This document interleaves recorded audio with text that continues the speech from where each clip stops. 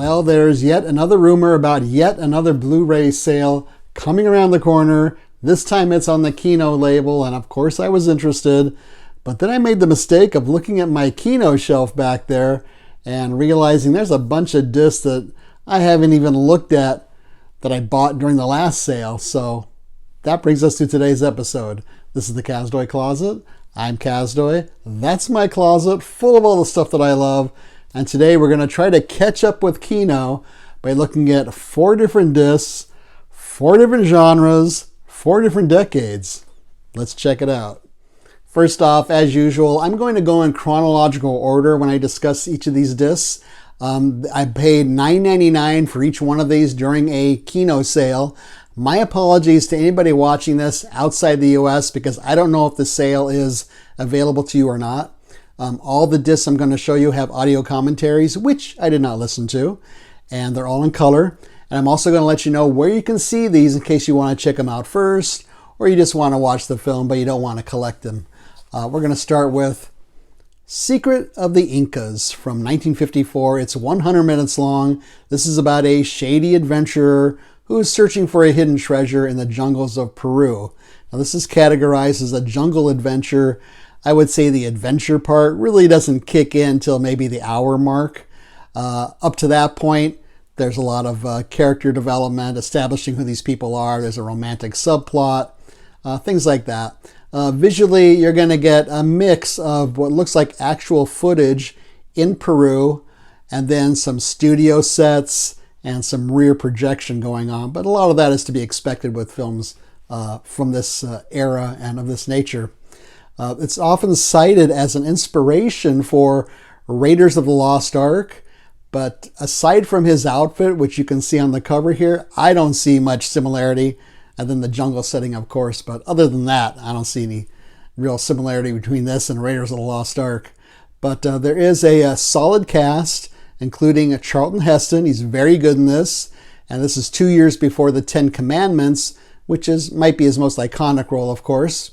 It also includes Robert Young. When I think of Robert Young, of course, the first thing I think of is the old TV sitcom Father Knows Best. But he was also in a noir that I liked called They Won't Believe Me.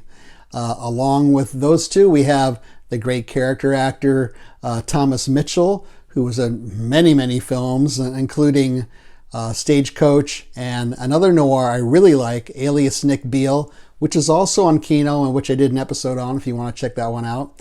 And then we have Ima Sumac, who is really not an actress, more of a singer. She's Peruvian, and she's known for having a 4.5 octave vocal range, so she can sing really high, like, for me at least, annoyingly high. Think of a theremin, but coming out of a human voice. Fortunately, she only has 2 pretty brief songs in this film. I guess she was a popular singer at the time, though why anybody would listen to this, I have no idea, but, to each their own, right? So I'm going to give Secret of the Incas 2.5 diamonds out of 5 diamonds because that's part of the treasure that he's looking for. You can see this on YouTube for free, I believe, and you can also rent or buy it. My second Kino pick is going to be The Hellbenders from 1967, 90 minutes long. This is about a ruthless patriarch and his sons who steal a large cachet of money so he can fulfill his mission of having the South rise again. This is right after the Civil War, of course. This is a great spaghetti western, Italian western. Really good. Begins with a robbery and a high body count and doesn't let up from there. Great set pieces, lots of shootouts, lots of stunts. It's unpredictable, good bad guys, solid Italian western. Our patriarch is played by Joseph Cotten, and this was made later in his career after so many classic films like Citizen Kane, The Third Man, many others. Sergio Corbucci directed. He's one of the best-known Italian Western directors out there. He made 2 other films, The Great Silence and Django. Excellent films. You can expect a visual style of these spaghetti westerns with the interesting shot compositions and the close-up, the zoom-in close-ups, and the close-ups of the eyes, and zooming in, zooming out, all that kind of stuff. Really fun to watch. Ennio Morricone did the music, and he's a legendary composer of so many Italian westerns and other films. Be aware this is dubbed in English from the Italian. There's no other options. There's a commentary by Alex Cox, the director, who I believe wrote a book about Italian westerns, and he's best known for films like Repo Man and Walker. And I will say I did have a problem with this particular disc. The picture froze around chapter 6. I took it out, looked at the disc. It was kind of smudged, it was brand new, so I have no idea why that happened. Cleaned it off, put it back in, froze in different places, 2-3 times, cleaning it off, finally it played. Just so you know, I don't know if it's just this disc or this particular pressing, whatever it was, just so you know that. Anyways, I'm going to give the Hellbenders, boy, it was close. I'm almost going to give it 5. Let's go with 4.5 horses out of 5 for this film. This is on Tubi, which I recently got the app for. If you don't know about Tubi, it's a free service. They didn't ask for a password. You can give your email or not, it doesn't matter. And they have films and TV shows on there. There's ads, but I watched a movie on there. There were only like 2 ads during it. So check out Tubi if you are interested in that. I think it's on YouTube, possibly for free, and you can rent or buy the Hellbenders. My third Kino pick is Hatchet for the Honeymoon from 1970, 90 minutes long. This is about a bridal designer who's obsessed with murdering brides-to-be with a cleaver, not a hatchet, but cleaver for the honeymoon doesn't ring as well as hatchet for the honeymoon. And he's doing all this because of this childhood trauma, which is revealed gradually throughout the film. This was directed by another great director, Mario Bava, big fan of his. He's basically known as a horror or giallo director. Some of his better films include Black Sunday, Black Sabbath, The Whip and the Body, Blood and Black Lace. Those are better than this one. But visually, you can expect his style to be here. A little restrained, but for the most part, his style is here with those bold colors, again, with the zooming in and out, and some weird imagery. You can also expect some freaky looking mannequins. So if mannequins kind of freak you out, you've come to the right place. Also, there's some 70s fashion, makeup, and hairstyles to laugh at. And now, is this a giallo? As I was watching this, I thought, I don't think this is a giallo, though when I bought it, for some reason I assumed it was. And the reason I say it probably isn't is because, well, we know the killer right away. He tells us in the first 5-10 minutes that he's murdering people. So there's no mystery to that. The only mystery is what's his motive, which is, like I said, gradually revealed throughout the film. And also there's some supernatural elements in here, which you don't really see in many giallos. Now, I did look in this book, which if you're a giallo fan, you probably have this, so you've heard of it.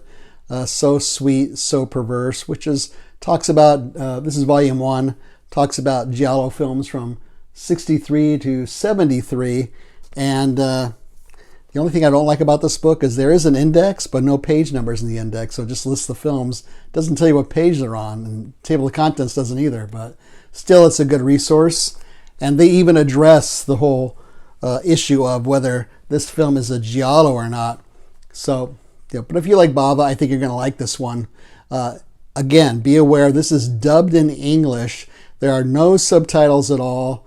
Not even English subtitles for the hearing impaired. Nothing like that at all.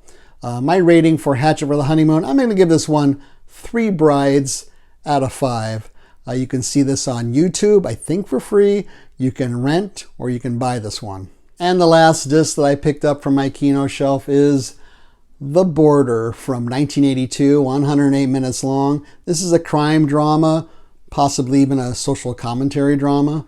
This is about an unhappy border officer in El Paso, Texas, who's fighting a corrupt system and trying to help this undocumented woman reunite with her baby.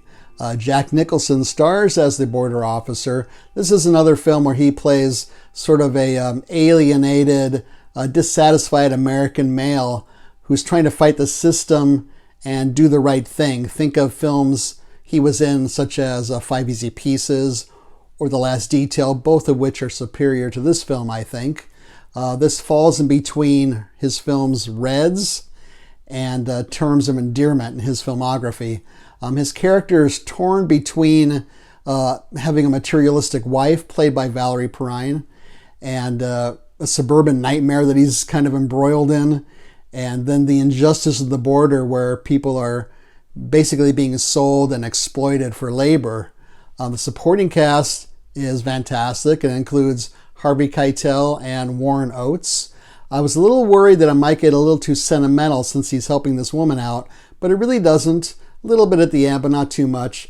There is some violence and some harsh language. It's rated R, so just be aware of that. It was directed by Tony Richardson, who has quite the extensive filmography, probably best known for The Hotel New Hampshire and Tom Jones. It's a really good-looking film, and it was shot partly in Guatemala. And the music, by the way, is done by Ry Cooder. So my rating for The Border, I'm going to give this one 3.5 dollar signs out of 5. Why dollar signs? Because everything's about money in this setting. So you can rent or you can buy The Border. I do believe that Indicator also has an edition out of this, but I don't know what's featured on that edition. Feel free to leave a comment or suggestion down below. Have you seen any of these films or any other films on the Kino label that you would like to recommend in case there is actually a sale coming up? I would like to thank everybody who commented, but I'm getting so many comments lately that I don't want to bore you to death. But I do want to recognize those people who comment regularly and have done so since the very beginning of this channel. Tina, Chris, Diod, Martin, Rob, Sid, and the Movie Addict. Thank you for being such loyal watchers of this channel and supporters and regularly commenting on this. Leave a thumbs up. Don't leave a thumbs down. Subscribe would be great. Share this with your friends and neighbors. We're about close to 1,300 subscribers, so let's push ahead and let's make our next goal 1,500. Thank you all for subscribing. I've got about 16 new subscribers since the last video last week. So thank you so much for that. Subscribing is free. Also free is we're on the Letterboxd app under the Kazdoy Closet. There's a link in the notes down below for that. That's where we leave brief written reviews of other things we're watching that we don't talk about here. Most recently, Butcher, Baker, Nightmare Maker, and At Midnight I'll Take Your Soul. So check those out. Otherwise, hope you like this one. Thanks so much for watching. See you next time.